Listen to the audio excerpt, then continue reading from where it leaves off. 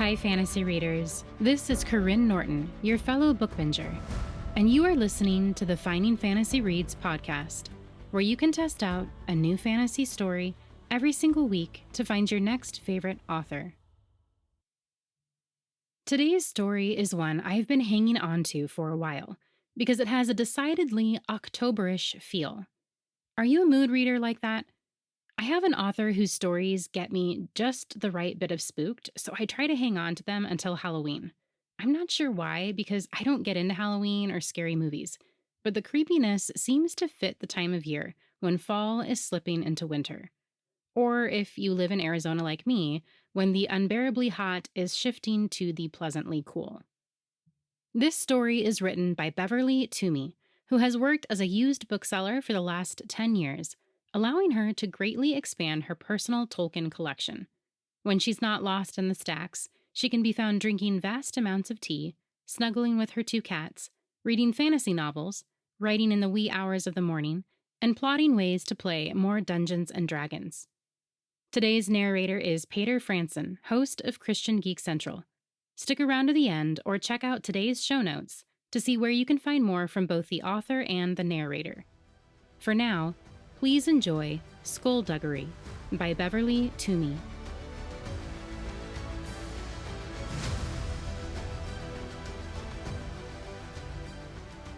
Skullduggery. Noun. An instance of dishonest or deceitful behavior. Trick. With the bright noonday sun shining overhead, the necromancer was hardly subtle.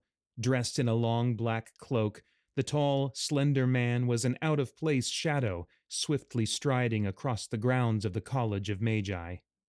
There were 3 buildings, each reflecting the study of magic that took place within. A large temple of majestic pillars housed the divination students, with an observatory tower for their star charts and a hospital wing for quick access to their healing abilities when magic went awry. The abjuration wing was on the lower level of the temple, keeping the students close to the ground and able to run their drills and powerful magics in open spaces. Enchantment and evocation shared a castle made of rich earth, brick, and stone. Lovesick animals crowded the grounds, eager to catch a glimpse of their enchanters, whilst the wiser creatures stayed further away in the event of a misplaced fireball. The illusionist building was always changing. It had the habit of disappearing entirely after the bells had rung, leaving late students scrambling in order to find it. The necromancer ignored the stares of the students, lost in his own memories, and thinking back upon his last visit over a year ago. He sat in the head archivist's office underneath the carefully enchanted portraits of the head wizards. The necromancer had always thought it odd that they kept them here, until he realized it was less for prestige and more for accurate wanted posters should the wizards revolt. His least favorite portrait hung behind him, right above the door. The enchanter who had done the portrait of Olivier Sardis had quickly retired afterwards. From the top of his jaundiced, balding head to the ends of furious dark eyebrows, the long face of the necromancer's mentor radiated disapproval. It had been years since he'd been in the presence of that awful man, but the painted glare still made the hair on the necromancer's neck rise with anxiety. He reached over to pet the black cat curled up on her own chair beside him. "Easy, Void," he murmured to her. "Easy." His familiar blinked her large green eyes at him, giving a small chirp of comfort. She wasn't fooled by his attempt at remaining calm and graciously ignored his damp hands on her fur. The head archivist finally entered. She was a tall black woman with a pair of thin-framed glasses resting atop her gray and white braids. Dressed in long purple archivist robes, she took a seat behind the large mahogany desk. "Welcome, sir," she said, offering her hand. "I am the head archivist, Yolanda Etchings." "The necromancer," he replied with a swift shake of her hand, noting the calluses and firm grip of a trained illuminator. "Ah," she said with raised brow, "one of those, are you?" "If you mean one of those who worked very hard for their title and wishes to maintain anonymity, yes." Tell me, how does one exactly remain anonymous when they are the only master of their specialty? The necromancer's shoulder blades prickled. Two. There are two masters. Archivist Etchings folded her hands in front of her. I'm afraid not. It is the reason we have called you here. Your mentor, Master Olivier Sardis, has died. She nodded behind him. Congratulations. The portrait shimmered on the wall, the old man replaced by a younger individual of swooping golden hair, blue eyes, and sharp cheekbones. The necromancer could barely remember looking so young. Do you need a moment? Etchings asked, lowering her glasses to her nose. Death wasn't exactly unwelcome news to the necromancer. It often was simply step one, but he hadn't imagined that Sardis would actually die, or that his freedom from his mentor would feel like a loss instead of victory. I'm fine. The void snorted in disbelief at his side. Etchings began to open a large folder on her desk, arranging the papers so that not a single piece was at an unprofessional angle. The College of Magi wishes to congratulate. She looked up once more, waiting for a name to be given. He silently refused. The necromancer, she sighed, scribbling it onto the parchment in front of her. On your new position as sole master of the necromantic arts. It is a position of great prestige, as I'm sure you know. It's been many years since Sardis resided at the college, but we have a copy of his will. The necromancer squirmed in his seat. He left you everything. The words were like sharp glass upon his skin. What? Etchings held up a piece of paper. In the event of my untimely death, I, Olivier Sardis, master of the necromantic arts, hereby leave all my worldly possessions, my title, and best wishes to my apprentice. Etchings took a note, but continued. I bequeath to him my post in Yorick's grave, the cottage, and all the contents therein. The necromancer stared at the paper in front of him, the words swimming across his vision. You seem surprised, said Etchings. I understand that you may have been expecting to hear this all from him yourself, but he's already been buried, and— Is this where he ran off to? The necromancer demanded. A small mountain town in the middle of nowhere? Etchings folded her hands in front of her. The nature of the position is highly classified.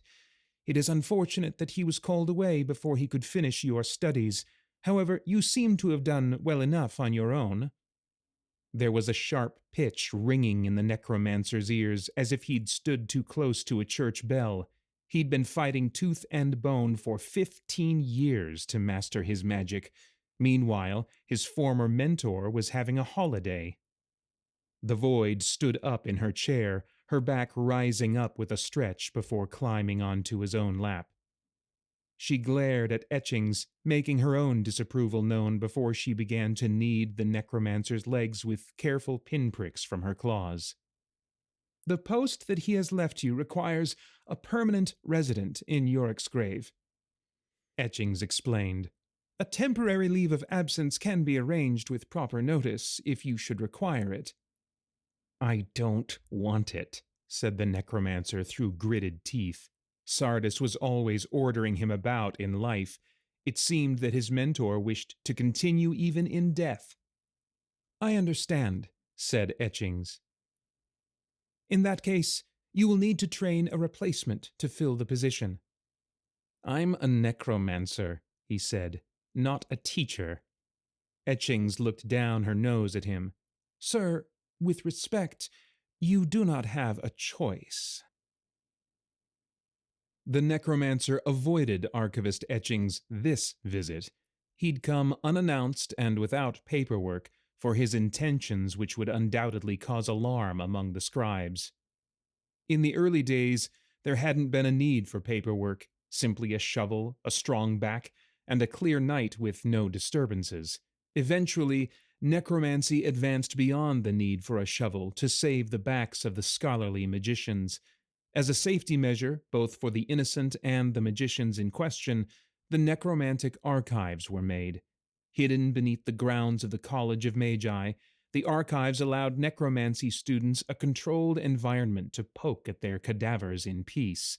It was a grand endeavor, and truly a marvel amongst the rest of the world, as history was preserved as efficiently as a mummified corpse. The series of catacombs, tombs, and mortuaries were meticulously kept by the scribes and chroniclers. Often magic practitioners themselves, these two groups were charged with documenting the activities of the magically inclined, protecting the area from ill-advised civilians and wizards who got a particularly bad idea in their heads.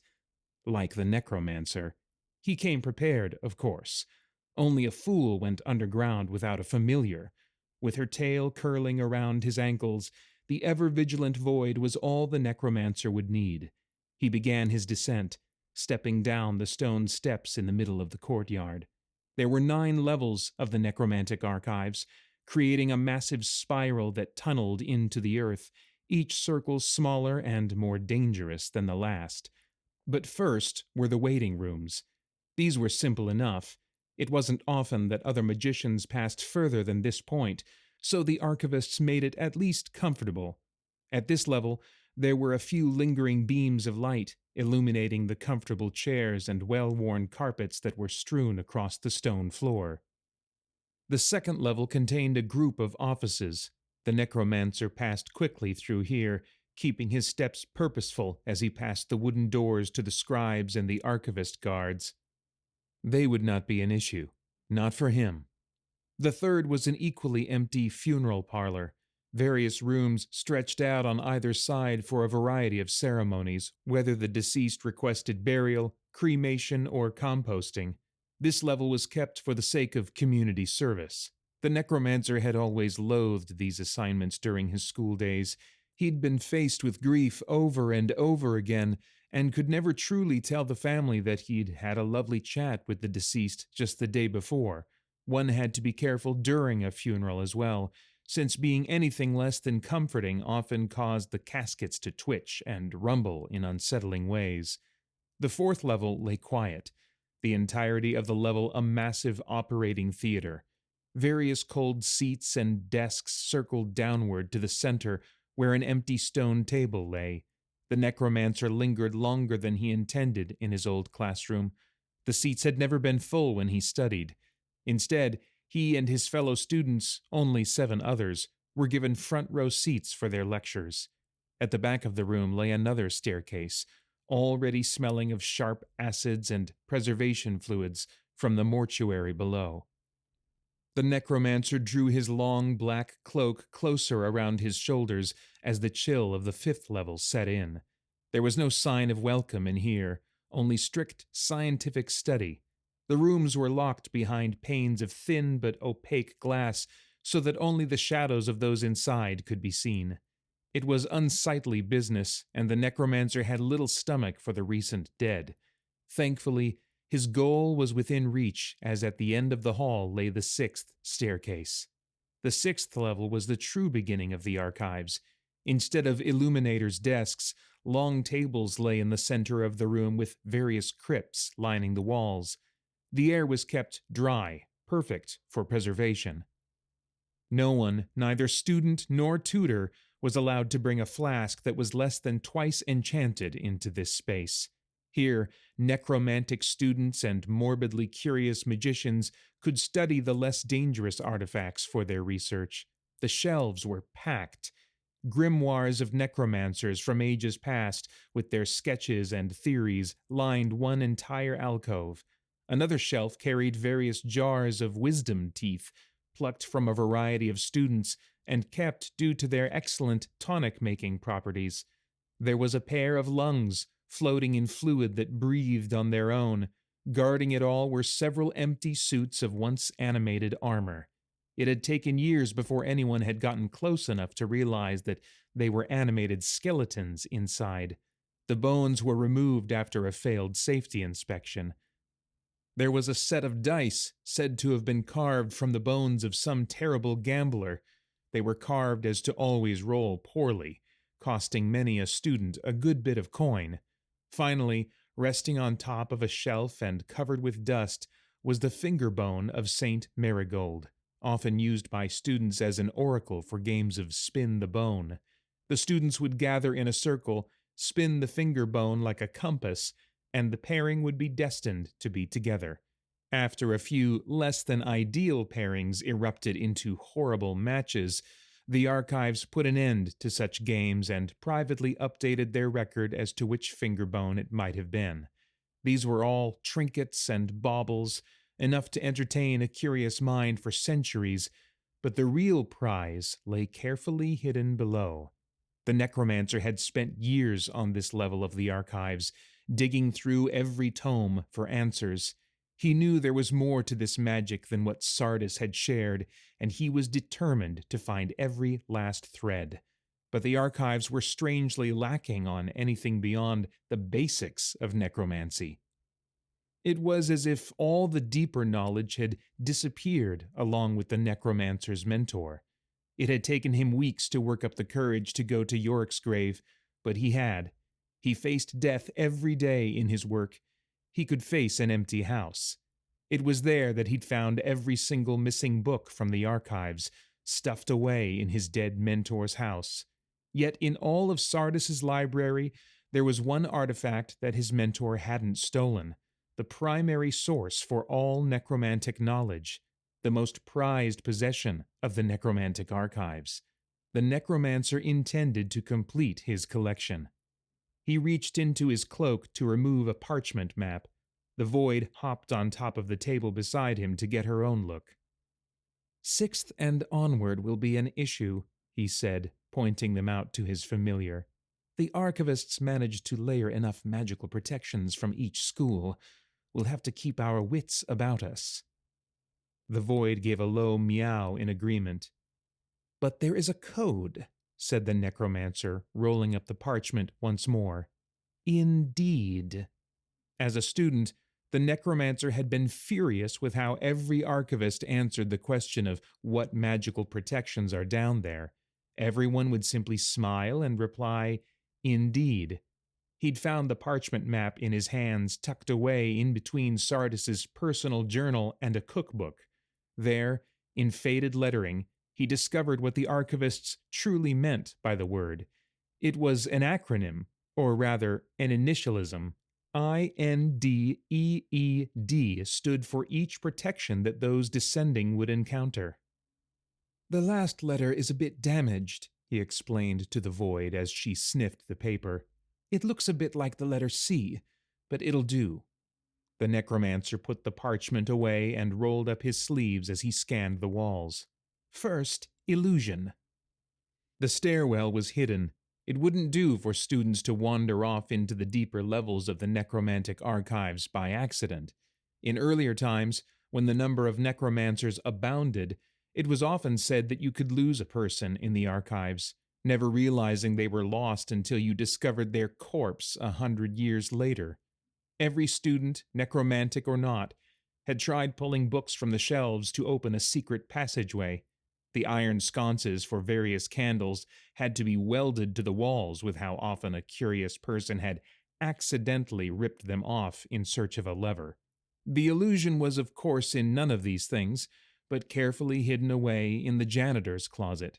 The first sign was that the illusion managed to produce a back corner in a circular room. The overstuffed janitor's closet filled with dusty brooms and other long-neglected supplies. The necromancer pushed aside mops, cleaning jugs that were caked with mold, and a rusty bucket before reaching into the dark beyond. His hand passed through the wall. "Courage, Void," said the necromancer. "We've just begun." The darkness continued as he stepped through, an inky black that left him blind to even his own hand in front of him. Carefully, the necromancer reached into his cloak, pulling out a singular beeswax candle. He held it up to his lips, whispering a spell across the wick until a small blue flame sparked to life. The blue light reflected in the Void's eyes. She headbutted his leg affectionately before stepping in front of him to lead the way, for who knew darkness better than the Void herself? There were only a few steps down, the stone painted black to prevent any light from reaching them. The necromancer proceeded carefully, taking the steps one at a time while keeping an eye on the candle flame. The light only reached a few feet in front of them, enough to catch the shine of the void's fur. The absolute silence of the dark bothered him more than he cared to admit. Necromantic flames, such as the one in his hand, didn't even offer the comforting crackle of a normal fire. His breath sounded loud in his own ears, and every footstep rang out like a gong. Even the gentle tap, tap, tap of the void's claws upon the stone was unsettling. Right, he thought. The second circle, N, should be easy enough to cross. After all, it's only... His foot bumped into the void. She looked up at him with her eyes glowing blue. He started to ask what was wrong until he heard it. The gentle tap, tap, tap continued, even as the void stood still. The necromancer whirled around, thrusting the blue flame into the darkness behind him. The tapping stopped, the candlelight revealing nothing beyond the endless dark, until a soft breath blew out the flame. "Void!" the necromancer shouted as grasping hands snatched his wrist, while another pair leapt up from behind to wrap around his throat. The necromancer tried to shrug them off, the sound of splintering bone against the stone steps reverberating in the dark. His familiar howled and hissed, darting about his ankles as she attacked further enemies. The necromancer slammed himself backward, rewarded with a loud crack as his captor was battered against a stone wall. But the wall wasn't only stone. He could feel them, hands seeking and grasping at his hair, his cloak hood, looking for another way to hold him. Furious, the necromancer shouted into the dark. "Kulut a la cavele!" The hall lit up with crackling blue necromantic light, seeking out each and every undead that held him. The light sparked up each of the skeletons, one directly in front of him, three more to the right, chaining their limbs to the ground below.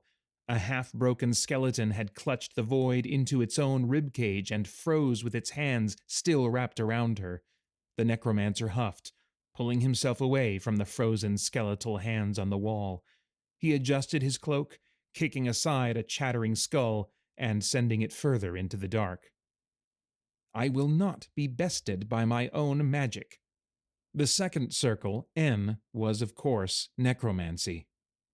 He knelt to free the void, breaking apart the rib cage with his hands so she could leap out. The cat was an angry ball of fluff, shaking and furious. Immediately, she plopped down onto the floor to groom herself. Even in the gloom, the necromancer couldn't help but smile fondly at her. They'd been brought together in this same dark place. Sardis sent him down here on his own as a punishment when he heard the void screaming. She was one of two friends he'd had as a student, his own small shadow. "Come along, Void," he said. "You're up next." Her fur clean to her satisfaction, the void gave one final shake from the tip of her nose down to her scrawny tail. With a chirp, she led the way. The necromancer lit his candle again as he stayed away from the walls of bone. A new set of steps appeared, and the endless dark gave way to the brightness of stars. "Divination," the necromancer breathed in awe. Galaxies surrounded them on all sides, stars streaking past in the sky while distant planets followed their orbits. The necromancer's footing was sure, even if, when he looked down, he continued to see the endless stretch of space and time. He'd never had much patience for divination, finding it a particularly elusive magic relying on conjecture versus results. But the necromancer couldn't deny that it was the most beautiful of the magical arts. It was also a domain in which the void excelled. It was why cats had maintained their status as the superior familiar for thousands of years. The void sat in the center of the room, her eyes reflecting the starlight with wide curiosity and wonder. The necromancer snuffed the candle, placing it back into his cloak before he knelt beside her. "May I?" It was always important to ask the void's permission, especially when the spell would require her full cooperation. The void's tail twitched before she looked at him. She headbutted his hand in agreement, and then flopped onto the galaxies below for a belly rub. The necromancer obliged, slowly murmuring the spell beneath his breath with each gentle stroke of her fur. Laina minuel silmasi ya apuna. The necromancer blinked and his sight changed.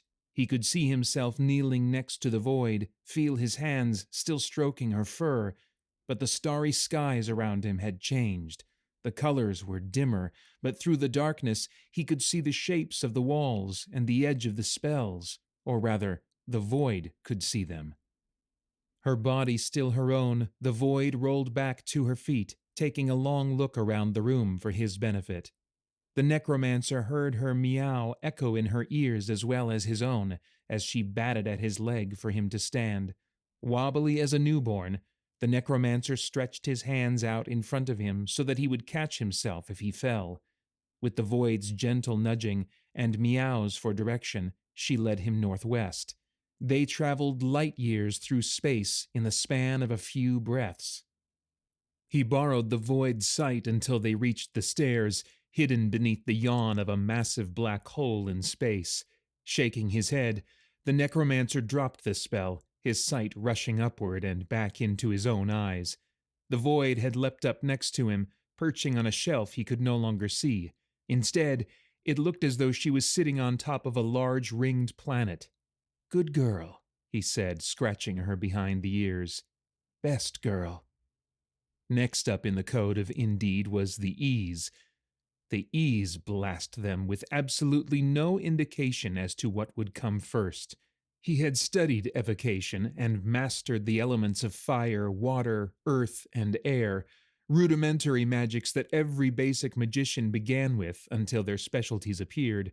However, enchantment was by far his most ruthless enemy.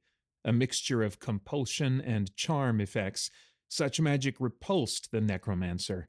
Sure, he twisted the undead to suit his whims, but to manipulate the living?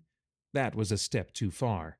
Unlike the other levels, a row of torches illuminated the long curved hallway, clearly showing the steps beneath.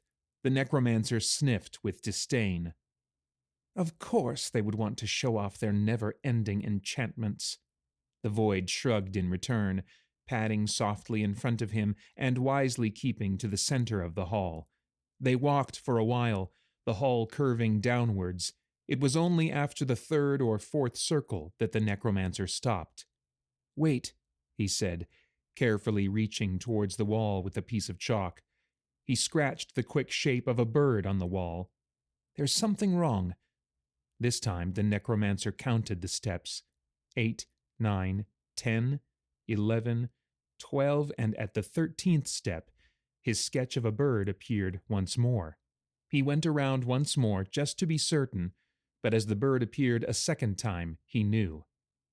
A never-ending staircase, he groaned. Typical. It was an architectural marvel from the minds of a particularly malicious archivist. The sketches of it were still hanging in the communal library to leave people wondering if it was merely an optical illusion or reality. Yet here it was, twisting his own steps into madness. He took a position with his back to the torches, staring at the wall across from him where the light did not seem to reach. If he remembered correctly, the way out wasn't merely to circle the stairs until he lost interest, but through the center. But the moment he started to reach the edge of the light, his feet turned him in the other direction. It was almost muscle memory, 2 steps forward towards the black, and then he'd find himself taking 6 more steps back into the light. The necromancer growled, snatching one of the torches from the wall to see if he could spot the confounded enchantment that was keeping him away. He stepped forward, then again. Finally, with the edge of black at his feet, the necromancer felt the enchantment give way. Then the torch exploded in his hands. The rest of the fire on the wall answered, bursting forth with great torrents of flame. The necromancer dropped his torch, watching it fall into the pit in front of him. The void hissed, leaping onto the necromancer's shoulders for safety. But the edge was too near, and despite how slight the void was, the momentum was enough. With arms flailing like a windmill, the necromancer and screaming void fell into the black below. The wind rushing past them was stronger than mere gravity. The necromancer grabbed the void, stuffing her underneath one arm as he gestured wildly with the other to make the necessary runes. Valancivet anamiduel lento! It started as a spark on his fingertips, and then a burst of blue electrical energy burst from the rest of his arm, zipping down to the dark below. It hit the rapidly approaching ground like a lightning strike. His magic sprung back up towards him, wrapping around his legs and righting him in the air with a sudden stop mere inches from the ground. The evocation wizards were quick to point out that necromancers stole their flight spells.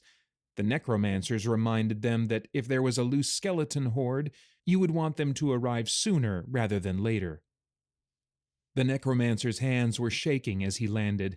Meanwhile, the void refused to come out from beneath his cloak, firmly burying herself under his arm as much as she could. It was so much. The necromancer cursed every last wizard of all the magical arts for creating such a terrible maze of danger for the sake of priceless knowledge. There was a part of the necromancer, one that he didn't listen to often, reminding him he could have simply asked for the artifact. The archivists prided themselves on how they shared their knowledge, but asking a favor would only lead to more questions, paperwork, and an escort who would record every last detail of his work. No, that wouldn't do at all. He had to do this alone, with the void, and descend every last irritating magic circle. "Hold on, Void," he murmured, petting the solid brick of furry fear beneath his cloak. "We're nearly there." He could feel the cat groan against his ribs. The last gate, and by all the stars and saints, it had better be the last, was the most unknown to the necromancer.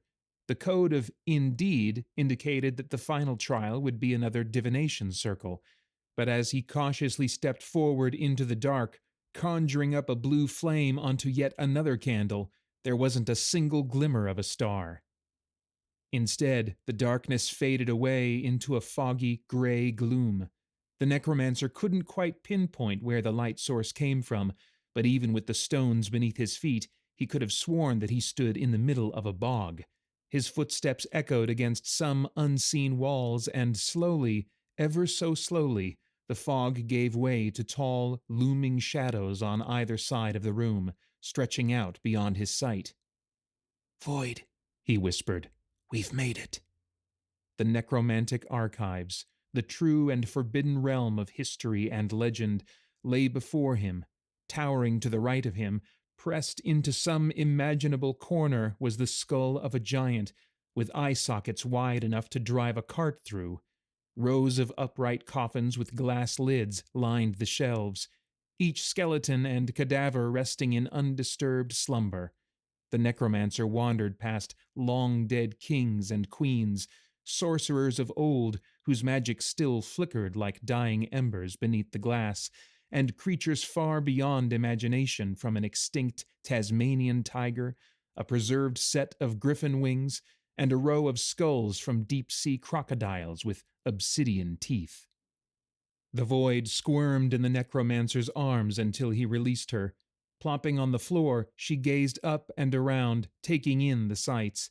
She sniffed some of the lower shelves. Her tail, upright and happily alert, lingered along the spines. The necromancer's mind whirled with possibility as they went deeper in. The coffins gave way to stonework shelves, skulls upon skulls, carefully stacked and ordered in alphabetical and historical significance. To think, the archivists kept this all locked away, simply waiting for his magic to unlock it all. "What do they plan to do with all of this when it is my turn to die?" he thought aloud. He certainly wasn't planning on teaching anyone necromancy, despite the college requiring it. If his plan worked, and it would work, he wouldn't need to. The air grew dry, the earlier moisture another illusion. No archivist worth their parchment would let anything damage a library. But the enchantments here felt so strong, the necromancer swore it was slowly leaching away at his own body. The void gave an excited chirp, winding herself around the necromancer's shins before darting off into the dark. She came back for him, her meow impatient and insistent. The shelves of the archive gave way to a singular chamber made of pure obsidian. The rock's glistening surface echoed the necromancer's reflection back at him, twisting it into sharp shapes. The chamber had 9 sides to it, one to reflect the levels that hid the ultimate treasure.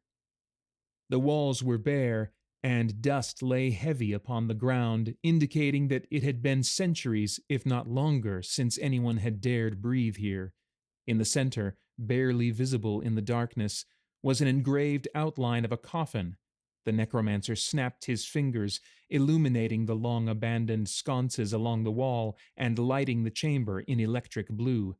His footsteps echoed here, the room as silent as an abandoned cathedral. The necromancer waved his hand, conjuring a breeze that swept away the dust. The inscription along the floor was barely readable, written in a language lost to time. The necromancer made a note to have the deceased teach him. He knelt down, his cloak pooling out around him. Pressing his hands against the seam on the floor, the necromancer began his spell, the first forbidden one he'd found hidden among his dead master's books. Redi ad corpus tuum, anima diu perdita, ali gemur ossibus tuis, anima mea diu perdita, expergi gemini, vive aeterum, donec amisa anima riditus. As he spoke, the necromancer felt his vision fade. The cold crept in from the tips of his fingers, crawling up his arm with bits of frost clinging to his sleeves. He began to shiver, his breath leaving his body in thick clouds of condensation. He grit his teeth, pressing onward and keeping his hands against the ground. A thin, high-pitched wail mingled with the necromancer's own determined scream. Mors damnabitur! Praecipio tibi vive! With the loud crack, the cold in the chamber broke like ice upon a lake. The fire, nearly gone, crept slowly back to life, the flames hiding behind their sconces like curious children peeking at the forbidden scene before them. The necromancer wasn't aware of anything at first. With a pained hiss, he removed his hands from the ground. He stuffed them beneath his arms, rocking back and forth, urging the blood to return before he lost his fingers. The void sat beside him. The ritual had not bothered her in the slightest. Instead, her gaze lay fixed upon the ground, her eyes wide. Her white teeth flashed in the dark, chirping as the stone floor moved. Stone scratched against stone as the seams broke away, revealing the coffin lid. With a heavy thud, it fell away. Inside the coffin, hidden away beneath centuries of research, magic, and paperwork, lay a single human skeleton. Its skull rested upon a black silken pillow, and its hands were crossed over the chest.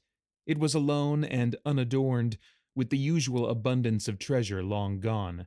The void poked her head down over the edge, curiously sniffing the top of the skeleton's head. The necromancer checked his hands. His fingers were blue, but had not gone black. He'd avoided losing his digits, for now. With a sigh of relief, he lowered himself into the burial chamber, ready to claim his prize. The skeleton's skull creaked along its spine, falling to one side. The necromancer could feel the ancient soul's attention, even as its eye sockets lay empty. "Hello, Herbert," he said softly. "I've come to get you out of here." The skeleton's head, still turned towards him, suddenly jerked to a questioning tilt. As far as the necromancer knew, Herbert, for that was the skeleton's proper name, had never left the necromantic archives. The skeleton was an important and original source for much of the necromantic arts, and as such, a carefully guarded secret. Even as a student, the necromancer had witnessed the depths of knowledge these bones possessed a single time. Paraded around as a fun way of introducing students to the necromantic arts, Herbert's true depth of knowledge was hidden.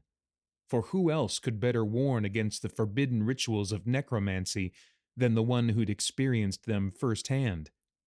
"We've a lot of work to do," the necromancer continued, grasping the skeleton's arms and pulling it to a sitting position. Silver threads gleamed in the blue torchlight from above, knitting each bone together in place of ligaments and sinew.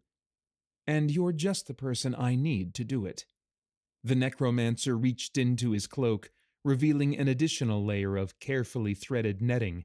The skeleton didn't protest as its limbs were folded in half, leaving the skull peering out from between his 2 feet. The necromancer placed this unusual backpack over his shoulders underneath his cloak. Herbert's teeth rattled in his ear as the necromancer climbed out of the burial chamber. The void eyed her new traveling companion with suspicion, backing away slowly from them both until she was certain the skeleton wasn't going to fall apart on her. She looked to the necromancer, slowly blinking her large green eyes. "Lead the way, Void," the necromancer said, hefting the Herbert sack higher onto his shoulders. The familiar meowed in agreement, spinning towards the entrance with a flick of her tail. The necromancer didn't bother replacing the coffin lid and dismissed the blue flames with a flick of his wrist.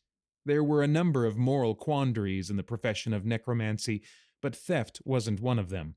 Without a necromancer to speak to the dead, the coffin may as well remain empty. With the void in front, the necromancer and his prize made their way through the obsidian halls. He picked up pace now, following his steps from before. The archives held little for him now with its greatest prize in his grasp. "You're awfully quiet, Herbert," said the necromancer. "Have you nothing to say after centuries of silence?" A deep, breathy voice answered in his ear. Yoksujelkainen. "Is that all?" The necromancer glanced over his shoulder. The necromancer muttered the word to himself as he walked, racking his brain for what it meant. "Yes, well, we'll get to that later, I suppose. Shall we have a little light?" He reached into his cloak pocket for his candle, lighting it and raising it over his head. He saw the legs first, hundreds of spindly saplings bent at sharp angles, stretched across at least 5 columns of the archive's shelves. The limbs led to a thick, striped tree trunk body over 6 feet long. There, at the front, stretched 2 long antennae, searching and seeking through the dark, leading its prey towards its sharp fangs and jet-black eyes. The skeleton's breathy voice was pleased. Yoksujelkainen. The necromancer took a large gulp. The faded lettering INDEEC had been correct, despite breaking the code word. The final magical protection wasn't another divination circle at all. It was conjuration, and it had summoned a nightmare. The void hissed at his feet, her fur raised to vicious spikes. The monstrous centipede's antennae twitched, moving towards them until the long tendrils were but inches away from the necromancer's face. He raised his hands in mock surrender. Pulustaminoa, kuleden arkisto. His hands clapped together, echoing like thunder out through the archives. Sparks of electric blue necromantic magic flew from him in a shower of embers, each glimmer scattering off and landing onto the shelves near him and beyond. The monstrous centipede recoiled, its jaws clacking in distress from the sudden light. Nothing caught flame. Instead, the necromantic archives were brought to life. Over 1,000 undead drew breath once more, their breathy wails calling out. Who dares disturb me? Where am I? Cure vigilavi. Death to the one who wakes the sleeping. The necromancer grabbed the void by the scruff of her neck and ran. The magic of necromancy dealt with emotions. The more heightened the emotion, the stronger the spell. The necromancer let his terror, determination, and sheer desire for escape bleed from him, reanimating every skull, tibia, and coffin that he passed. Glass coffin lids shattered as grasping skeletal hands burst through. Skulls leapt off the shelves, their teeth chattering angrily as they snapped at his heels. A distant roar told him that the griffins were awake and hungry. Through all of this, the centipede gave chase. With its myriad of limbs, it skittered over the chaos, its body twisting and dodging the broken glass. Its antennae stretched in front of him, intent and searching for his prey. The skeleton jostling on the necromancer's back was less than helpful. Be careful, you who seek to knot life's threads to bone. The necromancer reached back a hand and gave the skull a slap. Not now! The void yowled in agreement, digging her claws into the necromancer's arm as she was jostled about. There was a glimmer of silver. The necromancer ducked just in time as a massive broadsword swung towards his head, burying itself in the wood beyond. I shall have my vengeance! The voice echoed from within a 7-foot-tall suit of armor, dust flying off of it as it swung again. Not me, immortuis staltus! The necromancer shouted. Get the monster! The shelves shuddered as the centipede screamed. There was a tearing sound as the centipede quickly lost its legs to the reaching undead.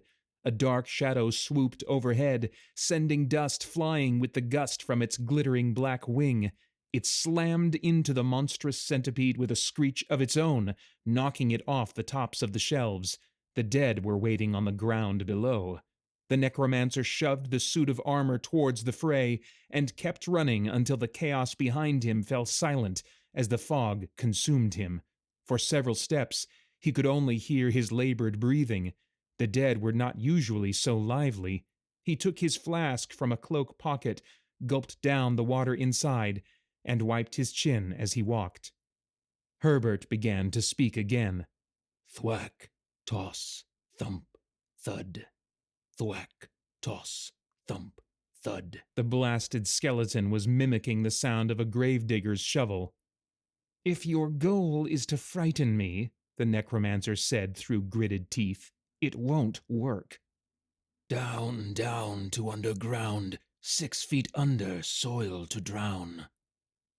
The void crawled out from the necromancer's cloak, up his shoulders, and batted at the skull in her own annoyance. Leave him, said the necromancer. We're in a hurry. He picked up his pace, finding the steps that led upward into the evocation chamber. He stood at the base, staring up at the small pinprick of light above them. It wouldn't be long before the archivists and scribes found him. However, if his luck held, they would be too distracted reorganizing the mess that he left behind to follow. The archivists loved to warn new students of the consequences that would befall them should they fall out of line. Everyone had heard the rumors of the enchanted bookworms that would gnaw through your insides. But the true punishment was that those who stole from the necromantic archives were doomed to become a part of the collection, the very dead collection. The necromancer did not want to die, nor did he have any intention of staying here longer than necessary. His time for being quiet had long run out. Now he simply needed to get out. He repeated his spell from earlier as the smell of burnt air crept around him. Then, in an embrace of light, the necromancer shot upwards. He kept an eye out for flame, but the evocation magic had changed. Instead, it grew colder as he ascended, threatening to freeze even the lightning with its icy embrace. The bones strapped to his back stung with a vicious frost, reaching him from beneath his heavy cloak. But the light above grew closer and closer, and with one final push, the necromancer broke through. He landed hard on the steps around it, only to slip down the stairs now covered in black ice.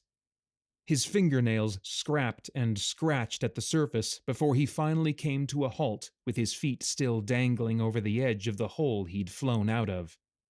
The void meowed mournfully, sitting uncomfortably on the cold steps in front of the necromancer. Her front paws rested on her tail to try and keep warm. He got to his feet, but just as he did, Herbert lurched backward. Down, down to underground. The skeleton had managed to turn his hands around at the wrists, digging his pointy grip into the necromancer's sides with malice. Silentrium, cavader! The necromancer shouted, barely keeping his footing on the slick steps. He wrenched himself forward, pushing past the pain and up the stairs, but even the spell could not calm the agitated skeleton. It was too close, and the necromancer's own emotions were far from controlled. I've come too far to turn back now. Pushing past the pain, the necromancer climbed forward. The enchantment magic fluttered around him like an irritating gnat, as he circled the stairs once, twice, and 3 times. Then, finally, he saw the marking of the bird. He placed his hand upon it in thanks before smudging it out.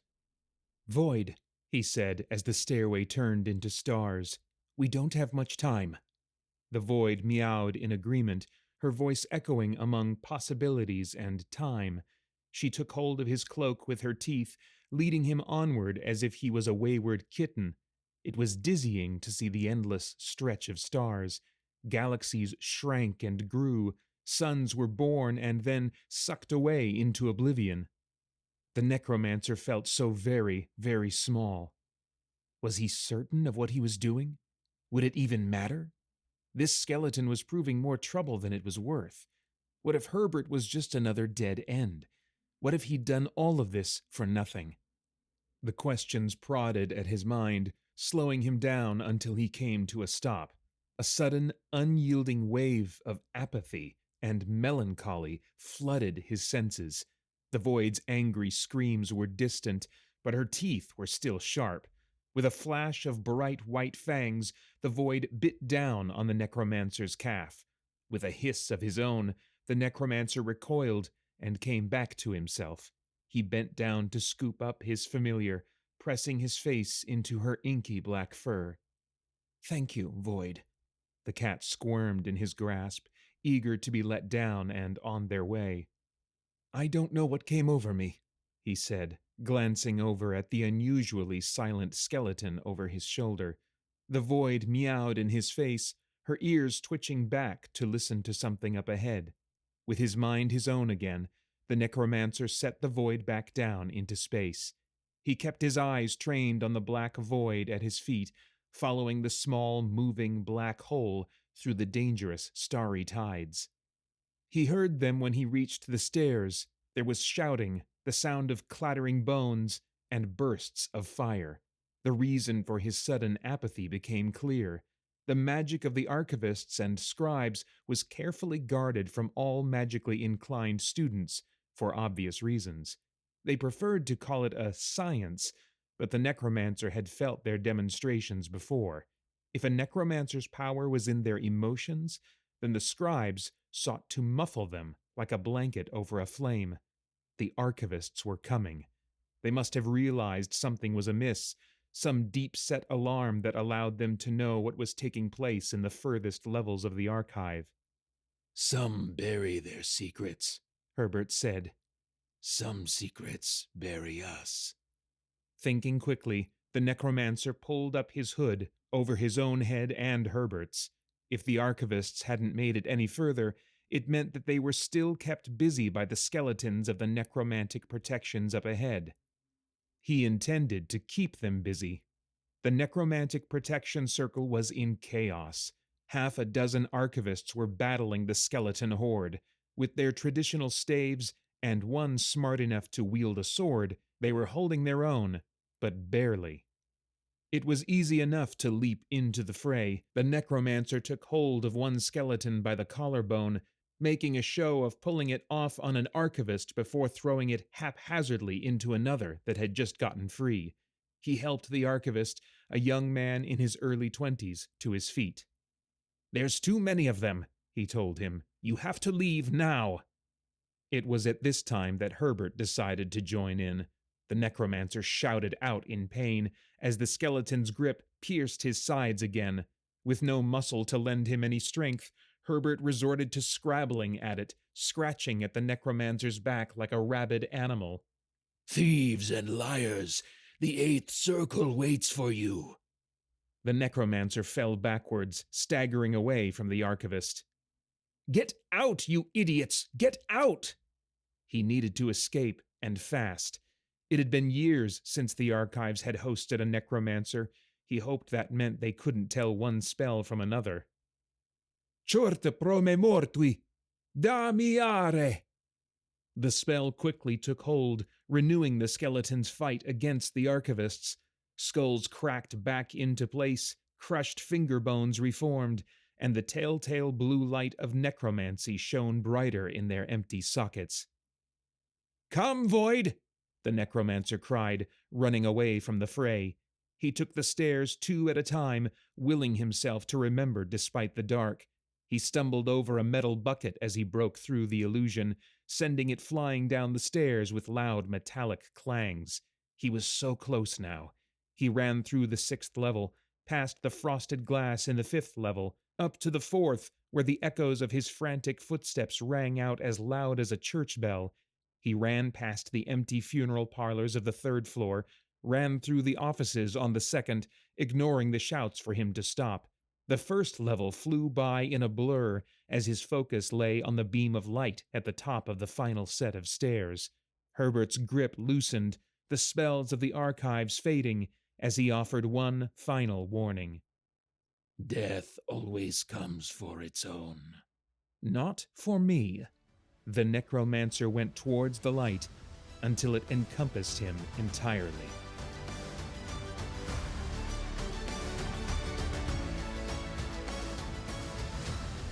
I hope you enjoyed listening to Skullduggery by Beverly Twomey, narrated by Paeter Frandsen of Christian Geek Central.